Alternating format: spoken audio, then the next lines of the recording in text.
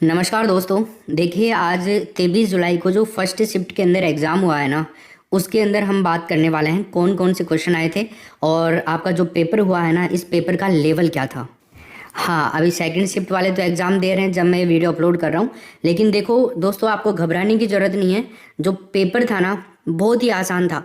अपन ने जो पढ़ा है ना, उससे बाहर कुछ भी नहीं गया है। एक बार आप क्वेश्चन तो देखो, आप करोगे सर अपने तो पूरा ही छपा है पिछले 10-15 दिन की कक्षाओं के अंदर ही। देखो, मैं आपको क्वेश्चन दिखाता हूँ, एक एक प्रश्न। प्रश्न ऐसे आए हैं, मज़ा आ जाएगा। सोनार का किला पूछा है। सोनार का किला मैंने बहुत बार करवाया आप लोगों को। कहाँ पे है? जैसलमेर के अंदर है सोनार का किला। ठीक है। उसके बाद में सूर्य नगरी पूछा, कितना आसान सवाल था बताओ। सूर्य नगरी जोधपुर को कहते हैं। इसके अलावा नमामि गंगे कार्यक्रम कब शुरू हुआ था? 2014 के अंदर हुआ था। ये प्रश्न भी आया था। फूलडोल महोत्सव शाहपुरा। इसके अलावा आपको पूछ रहे नमामि गंगे 2014 के अंदर, ये क्वेश्चन पूछा गया था, है ना। और सदैव शब्द का संधि विच्छेद पूछा। सदा प्लस एव होगा, दो मात्रा आ रही है। तो सोनार किला, जैसलमेर, सूर्य नगरी, जोधपुर, फूलडोल जो महोत्सव है शाहपुरा। इसके अलावा नमामि गंगे कार्यक्रम 2014 के अंदर शुरू हुआ। सदैव शब्द का संधि विच्छेद पूछ रहा था, सदा प्लस एव होगा। इसके अलावा रेबीज रोग का क्वेश्चन आया, किस रोग से प्लेट रोग कम होती है ना। प्लेट की जो काउंटिंग है, संख्या, वो कम हो जाती है। कौन सा रोग है वो? तो डेंगू आएगा उसमें आंसर। इसके अलावा लाचा गुजरी की गायब से संबंधित क्वेश्चन आया था। सूर्य के सबसे निकटतम ग्रह कौन सा है? ये तो 3-4 दिन पहले मैंने आपको करवाया था, तो वहाँ पे आपका आंसर आ जाएगा बुध। इसके अलावा देखिए कौन सा क्वेश्चन आया था, शिक्षण के घंटे कितने होते हैं?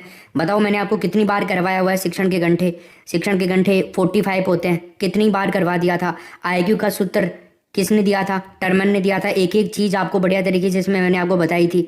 और ये भी कौन सी, जो मैंने आपको 400 प्रश्न डाले थे ना सीडीपी वाले, उनको अभी भी मौका है, देख करके जाना भाई, जिसका एग्जाम नहीं हुआ है वो।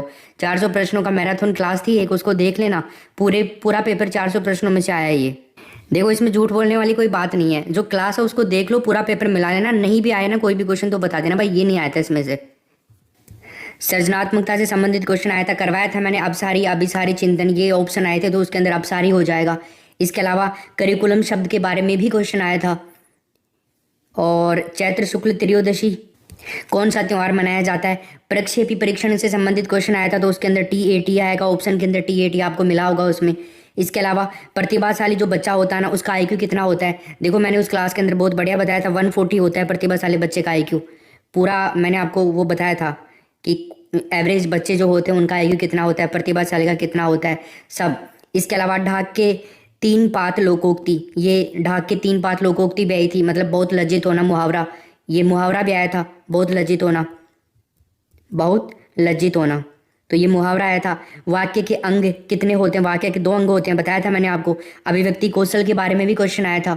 अभिव्यक्ति कौशल मतलब बोलना और लिखना, ये तो परसों वाली क्लास में भी करवाया था मैंने आपको। रेबीज का रोगवाहक किसे माना जाता है ना। और प्रतिदर्श प्रतिमान सिद्धांत के बारे में भी क्वेश्चन आया था, थॉमसन, जिसके अंदर आंसर हो सकता है। ठीक है, थॉमसन मिला होगा आपको वहाँ पे ऑप्शन के अंदर। मानसिक आयु का संप्रत्यय किसने दिया था? टर्मन ने, वो मैंने आपको बताया। आधुनिक हिंदी के जनक किसे कहा जाता है? राजस्थान का मैनचेस्टर, भीलवाड़ा, कई बार करवाया हुआ है। अंतस्थ व्यंजन, देखो आप कहते हैं ना सर अंतस्थ वगैरह व्यंजन भी ये नहीं आएंगे, ये प्रश्न भी आया। रबी की फसल के बारे में भी क्वेश्चन आया था, उसके अंदर ऑप्शन थे चावल, मूंगफली, सोयाबीन, अलसी। तो रबी की फसल के अंदर अलसी आंसर आ जाएगा। बहुत ये थोड़ा सा दिक्कत हो सकती है कि जिसने याद नहीं कर रखा हो, उसमें अलसी आएगा। कौन सी बचपन की विशेषता नहीं है? ऐसे पूछा था उसके अंदर।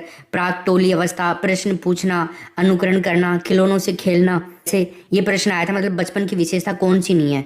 तो टोली अवस्था उसके अंदर आ जाएगा बचपन के अंदर। ठीक है। उपलब्धि परीक्षण के पद उसके अंदर पूछा गया था, उपलब्धि परीक्षण के कितने पद होते हैं? देखो दोस्तों, और जैसे रीजनिंग वगैरह में क्वेश्चन आए थे, खैर उनको तो अभी तक के दोस्तों ये अपडेट है। देखो, ये जो भी पेपर आया है ना, अपने पढ़ाए हुए में से कुछ भी बाहर नहीं गया है। और अगर आप एजुकेशन से बिल्कुल अच्छे से तैयारी करी है ना, तो आप भाई लोगों बहुत ही अच्छा स्कोर करके आओगे, जिसका भी एग्जाम नहीं हुआ है। और जिनका आज हो गया है वो तो खैर बढ़िया करेंगे ही, जो अपने से जुड़े हुए थे। बाकी और क्वेश्चन जो मेरे पास आएंगे, मैं अलग से और एक वीडियो बना के बाकी क्वेश्चन का भी अपडेट आप लोगों को दे दूंगा। अब इसके अंदर मैंने लगभग सभी प्रश्नों का आंसर की भी बता दिया है आपको, और ये प्रश्न भी बता दिए हैं। इससे आपको लेवल का पता लग जाएगा। बहुत ही ईजी लेवल है ये, बहुत ही आसान लेवल था, मैंने आपको पहले बोल दिया था वीडियो में कि लेवल बहुत आसान आएगा, इस चीज़ की चिंता मत करो, आपको घबराने की कोई ज़रूरत नहीं है।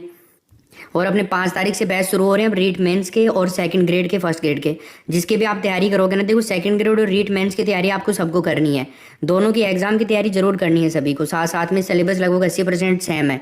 तो सेकंड ग्रेड पहले लगेगा, रीट बाद में लगेगा मेंस। तो अच्छे से तैयारी करेंगे बढ़िया वाली, और आप ज्वाइन कर लीजिएगा एग्जाम दे के आने के बाद में, ठीक है। बाकी अपडेट जल्दी दे देंगे आपको। Thank you. शेयर कर देना अपने दोस्तों के साथ में, इसको लाइक वाइक कर दो।